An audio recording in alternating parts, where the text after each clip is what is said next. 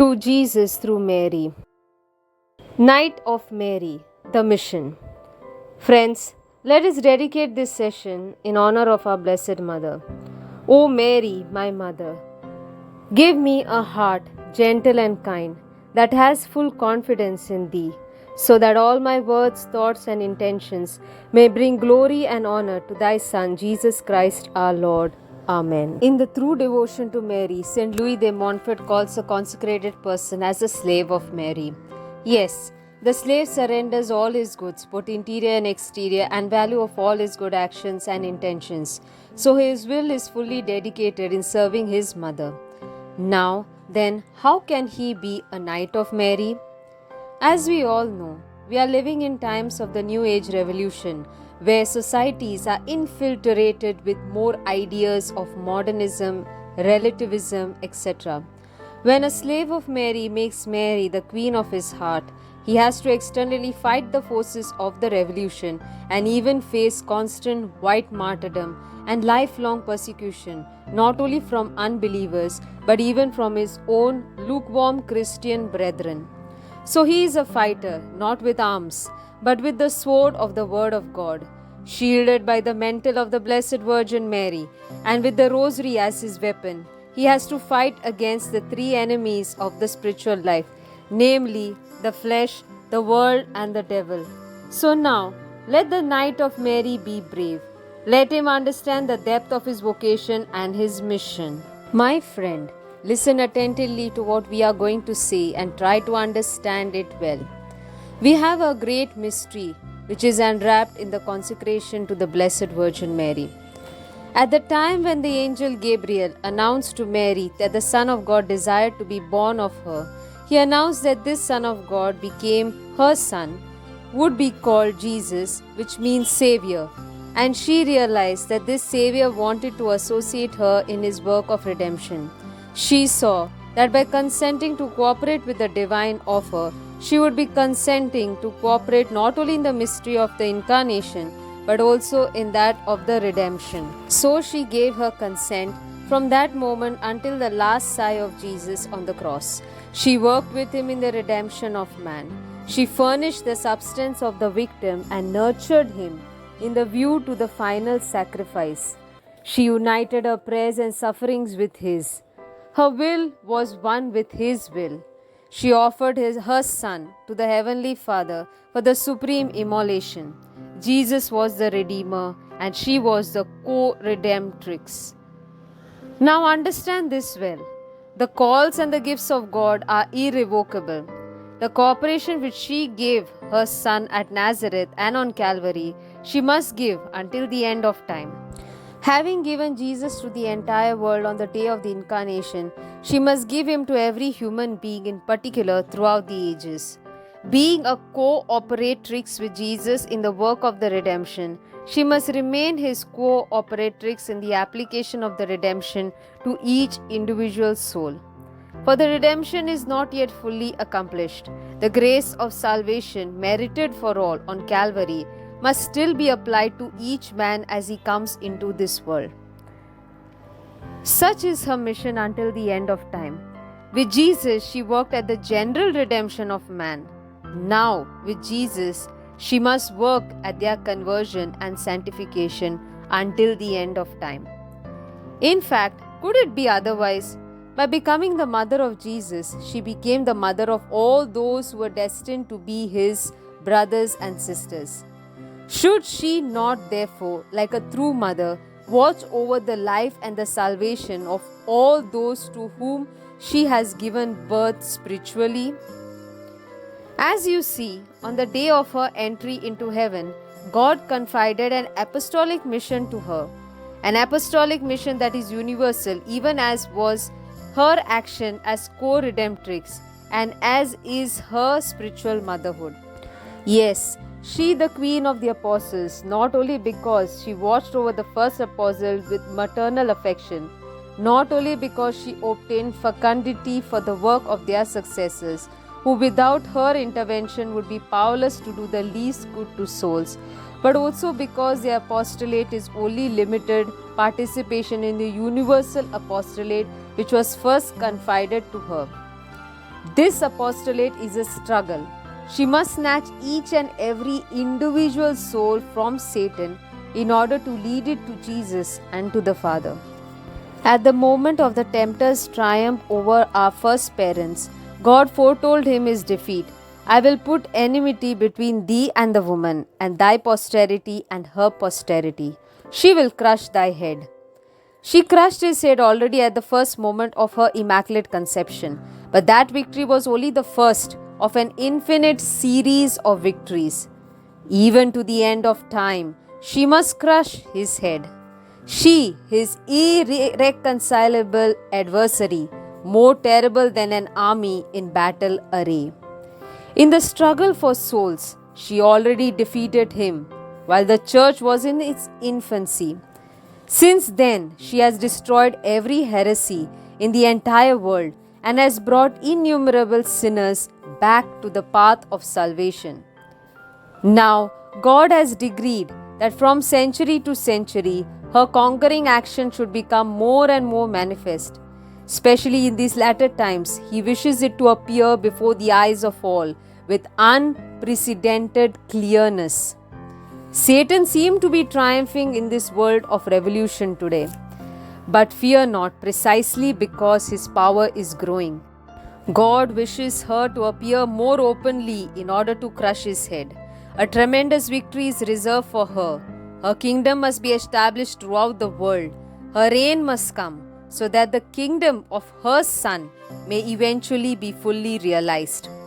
Have you not noticed that Jesus is much better known, loved, and served since the proclamation of the Immaculate Conception? That his person, his Eucharist, his Sacred Heart, his kingship are more ardently and loyally honored than they were for centuries ago? For his kingdom there shall be no end, said the angel Gabriel to her. But now, as then, it is she who must give the world its king. The last age of the church, the end times, shall be more than any other, the Marian age. You will see marvels operated by her and for her. You will see the Satan crushed to the earth by the heel of a woman, crushed as he never was before. You will see the church displaying a fecundity and a conquering power above all that she has ever known. You will see Jesus reigning over ever increasing multitudes and acclaimed by the very ones who opposed him most bitterly. Such is her part in the mystery which she wished to reveal to you. And now, here is your part, O Knight of Mary. What is your mission? God decided to associate men, and especially certain men, in the execution of his works of love, and to make the success of these works depend upon the fidelity of these people to their vocation. In order to continue on earth the mission which he had received from his Father, Jesus willed to rely upon the assistance of the apostles and their successors. In the same way, in order to carry out Mary's mission of conquest in the world, she needs auxiliaries and soldiers. When will men see the marvels which are foretold? Only when her children understand their apostolic role and consent to battle under her orders and at her side. You have understood this role. Do you wish to be her knight, her soldier? Do you wish to aid her in rescuing the children from Satan and leading them to Jesus? Do you wish to share in the victory that is reserved for her? Do you wish to be a part of the reign of Mary? Following the example of your divine model, you have given yourself entirely to her. You have consecrated to her your body and soul, your thoughts, words, and deeds. Now that you have understood how she wished to use your person and your powers, you are going to continue with your consecration and live it to the fullest. In the idea of filial love for her, you at first saw only the attitude of the child on his mother's lap, and here she is, leading you into battlefield now. Still, was Jesus her child only in the sheltered home of Nazareth? Was he not just as truly hers while he was destroying the empire of the prince of this world and redeeming the human race? Did he not become her son precisely because he wished to be the savior of the world? He has likewise called you to be her child of predilection, so that you too may become a savior of souls. This is your vocation. This is your mission, O Knight of Mary. O Mary, I am entirely yours, and everything I possess belongs to you. For you and under your orders, my Queen, I wish to work, fight, suffer, and die. My battle cry will always be under Mary's leadership. Maria Duce, Ave Regina, Mater Mea. Amen. Let us now say the consecration prayer. Consecration to Jesus through Mary by Saint Louis de Montfort. O eternal and incarnate wisdom, O sweetest and most adorable Jesus, through God and through man, only Son of the eternal Father and of Mary, always Virgin, I adore thee profoundly in the bosom and splendors of thy Father during eternity, and I adore thee also in the virginal bosom of Mary, thy most worthy Mother, in the time of thy incarnation. I give thee thanks that thou hast annihilated thyself, taking the form of a slave, in order to rescue me from the cruel slavery of the devil. I praise and glorify thee that thou hast been pleased to submit thyself to Mary, thy holy Mother, in all things, in order to make me thy faithful slave through her. But alas, ungrateful and unfaithful as I have been, I have not kept the promises which I made so solemnly to thee in my baptism. I have not fulfilled my obligations. I do not deserve to be called thy child, nor yet thy slave. And as there is nothing in me which does not merit thine anger and thy repulse, I dare not any more come by myself before thy most holy and august majesty. It is on this account that I have recourse to the intercession of thy most holy Mother, whom thou hast given me for a mediatrix with thee.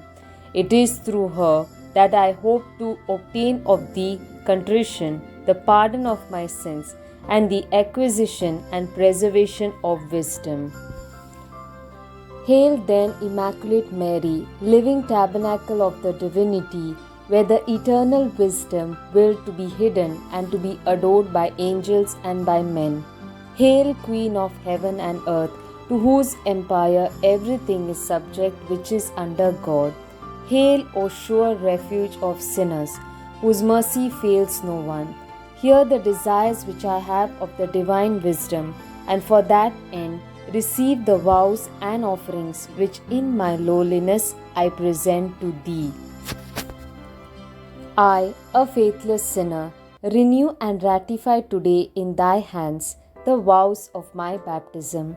I renounce forever Satan, his pomps and works, and give myself entirely to Jesus Christ, the incarnate wisdom, to carry my cross after him all the days of my life, and to be more faithful to him than I have ever been before. In the presence of all the heavenly court, I choose thee this day for my mother and mistress. I deliver and consecrate to thee as thy slave my body and soul, my goods, both interior and exterior, and even the value of all my good actions, past, present, and future, leaving to thee the entire and full right of disposing of me and all that belongs to me without exception, according to thy good pleasure, for the greater glory of God, in time and in eternity. Receive, O benignant Virgin, this little offering of my slavery in honor of and in union with that subjection which the eternal wisdom deigned to have to thy maternity, in homage to the power which both of you have over this poor sinner, and in thanksgiving for the privileges with which the Holy Trinity has favored thee. I declare that I wish henceforth, as thy true slave, to seek thy honor and to obey thee in all things. O admirable Mother, present me to thy dear Son as his eternal slave, so that as he has redeemed me by thee he may receive me. O Mother of mercy, grant that I may obtain the true wisdom of God, and for that end receive me among those whom thou lovest and teachest, whom thou leadest, nourishest, and protectest as thy children and thy slaves.